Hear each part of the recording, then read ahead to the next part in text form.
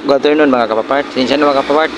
Paano ako mapakita nyo ganina ang part 2 dahil sa kuan. Kay nikalit mong dagdag umgod. Paano ako mapakita dayon ang kanang usaw na ko pagbali sa umay karang maangay ang kaayang ang buwad sa iyang pagkahumay.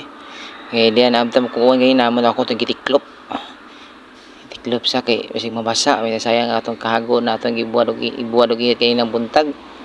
Karon mga kapapart diya mo na itong ending sa part 2 na ato nang isud balik sa iyang sako kay arong ready na siya ipagaling og need na yun ipagaling. Pero sa pagkaroon mga kapapart murag kumbati na ni nya pero istorya mga kapapart mo na ni siya. A few moments later. Diya mga kapapart ato nang gisa naman na mugsod ato na nga mo yag-yag so sa sako kaya arong kuan arong pong dili mausik atong hinayog huwad kay sayang pod og mga usik ra og di na to hinayog so sa sako. Kaya mga kapapart itabang na pod akong sister-in-law ani itabang siya og gunit kay murag mga yag-yag yun kung dili kunita nagsako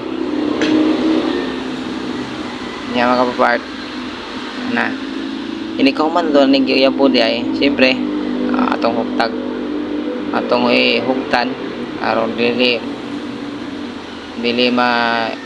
mga yabo pero before na atong hugtan atong hipuson atong gi buwaran sa humay mga kapapart anya na taon mga kapapart ato na nang ikuan ato na nang hipuson kaya arong napoy magamay sa sunod pang mga adlaw mga kapapart magbuwad pa ta ano siya mga kapapart ato na nang fast forward mga kapapart para dali ta man mga kapapart ato na yung fast forward mga kapapart ha hindi mga kapapart ato nang sugdan og pilo ang kuan ang buwara na sa humay mga kapapart imbes di akong pagumangko na rin hintabang anya ka party ni komando ning hipos sunod po atong bugkusan lang po ni atong humay kaya arong di mausik di mga yagyag ato nang huktan mga kapapart kaya araw po dili po matuktok o matuktok sa mga manok o sa pa mga langgam no di ito ni sedaan ya mga kapapart di ato nang guan